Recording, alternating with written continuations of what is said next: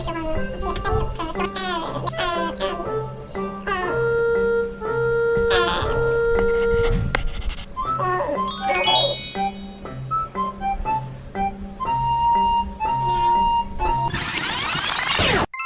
tous. Aujourd'hui, on va parler d'un sujet vraiment très important si on prépare un long voyage ou une expatriation en Thaïlande. Et donc, ce sont les rendez-vous médicaux et surtout les vaccins.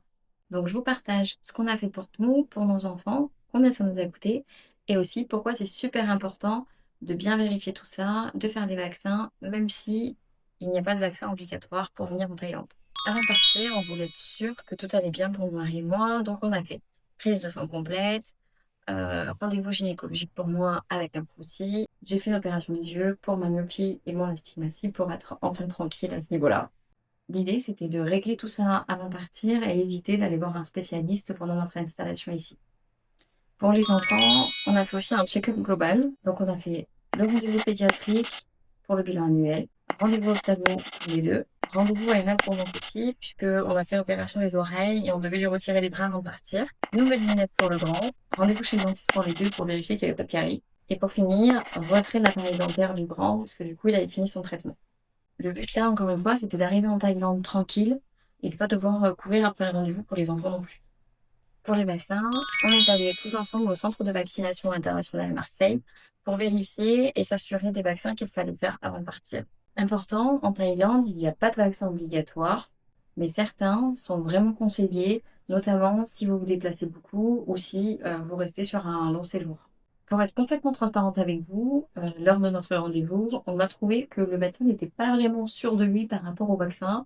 Il avait tendance à s'embrouiller un peu sur l'âge de nos enfants, etc. Donc on n'était pas vraiment rassurés, mais on a quand même tenu à faire voilà, les vaccins qu'il nous a conseillés pour éviter tout risque finalement. Les vaccins que nous avons faits, la liste est longue. Tout d'abord, la rage, 2 doses chacun à 50 €. Pourquoi la rage? Parce qu'en Thaïlande, il y a des chiens errants, il y a des singes, et une morsure peut très vite arriver finalement. Et puis du coup, c'est très compliqué si on se fait mordre et qu'on n'est pas vacciné. Ça peut être contraignant et selon les endroits où on peut se trouver, les doses en urgence ne sont pas forcément disponibles. Ensuite, nous avons fait la typhoïde, donc une dose chacun à 40 €. Pourquoi la typhoïde? Parce que c'est une maladie qui est transmise par l'eau et par les aliments contaminés. Le risque est surtout présent si vous mangez dehors, ce qui est très très souvent le cas ici en Thaïlande, donc on a préféré pas prendre de risque là-dessus non plus. Ensuite, on a fait l'hépatite A, une dose chacun à 30 €, donc 120 € pour toute la famille. C'est la grippe japonaise, 2 doses chacun, 95 € la dose. Pourquoi? Parce que cette maladie est transmise par les moustiques. Elle reste rare, mais surtout extrêmement grave, surtout si on bouge beaucoup ou si on est dans des endroits ruraux. BCG pour les enfants, gratuit au centre de lutte contre la tuberculose.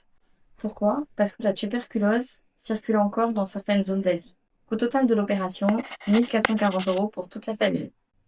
Alors oui, c'est un investissement. On n'était pas forcément prêt à dépenser tout ça avant de partir, mais on l'a vraiment fait comme un investissement santé pour éviter les galères après. Et puis quand on part comme ça dans un pays complètement étranger, sur un autre continent, on ne connaît pas forcément les risques au niveau de la santé, ils sont complètement différents de ce qu'on peut voir en France.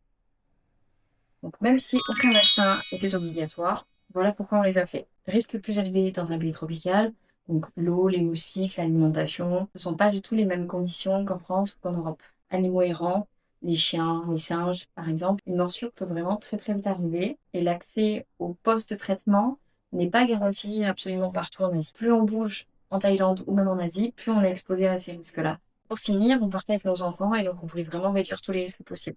Voilà pour tout notre parcours médical avant notre départ en Thaïlande. C'était long, c'était une bonne question d'organisation. On s'y est pris environ 4 mois avant notre départ. C'était un budget, mais ça nous a permis de partir rassurés et de se sentir prêts finalement, surtout à ce niveau-là. Si vous préparez une expatriation, faites un check-up complet. Ça vous évitera du stress, ça vous évitera des urgences peut-être à gérer. Bon, même si par moment, ça arrive quand même. Hein. Voilà, moi, j'ai quand même dû aller à l'hôpital et on n'évite pas tous les risques non plus. Et pour finir, surtout, ça vous protège contre les maladies qu'on ne connaît pas forcément en Europe. Si vous voulez, je vous fasse une vidéo sur, par exemple, les assurances santé, les hôpitaux en Thaïlande ou comment trouver un bon médecin sur place. Dites-le moi en commentaire. Puis si vous voulez mettre un petit like, c'est gratuit. Et abonnez-vous pour voir les prochaines vidéos. Kropunga!